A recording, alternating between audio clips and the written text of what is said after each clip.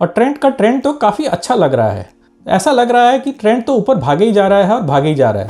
तो अगर हम मूविंग एवरेजेस को देखें तो ऐसा लग रहा है कि ट्रेंड जब भी कभी 50 डे मूविंग एवरेज के पास आता है तो वहाँ से एक बाउंस ले लेता है।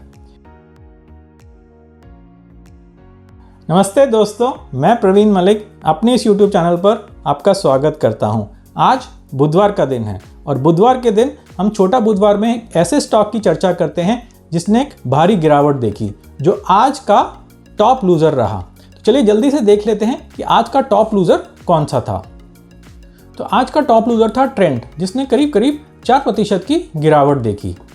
तो यहाँ पे मैंने ट्रेंड का चार्ट खोला हुआ है और ट्रेंड तो काफ़ी अच्छा लग रहा है। ये ट्रेंड तो राइमिंग है।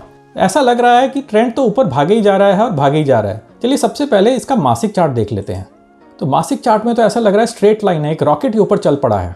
चलिए इसका साप्ताहिक चार्ट भी देख लेते हैं। तो साप्ताहिक चार्ट में तो सब कुछ अच्छा लग रहा है। ऐसा लग रहा है कि ट्रेंड ऊपर चले ही जा रहा है और चले ही जा रहा है और बिल्कुल ही ऐसा लग रहा है कि स्ट्रेट लाइन चल रही है।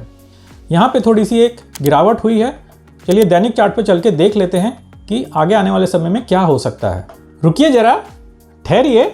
यहाँ पे हम जिन भी स्टॉक्स का विश्लेषण करते हैं उनमें मेरी खरीदने या बेचने की कोई राय नहीं होती है।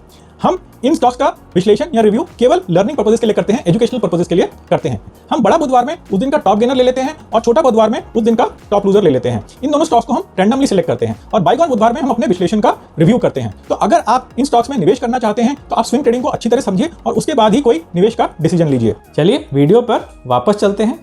तो ऐसे चार्ट्स को देखने के लिए सबसे बढ़िया तरीका होता है कि आप मूविंग एवरेजेस को देखें। तो चलिए मूविंग एवरेजेस को ऑन कर देते हैं।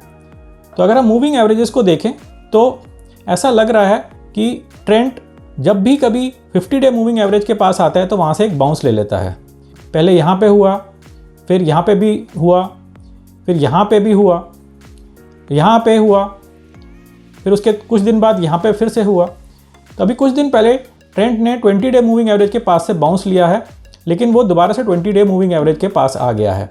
तो हो सकता है कि आगे आने वाले समय में ये 50 डे मूविंग एवरेज के पास आए।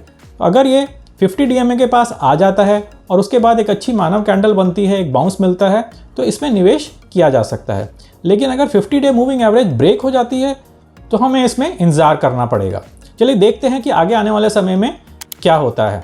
तो उम्मीद तो ये है कि 50 डे मूविंग एवरेज होल्ड करेगी, भाव यहाँ तक आएगा और उसके बाद ऊपर चलना शुरू हो जाएगा। तो मुझे बताइए कि आपका विश्लेषण क्या है।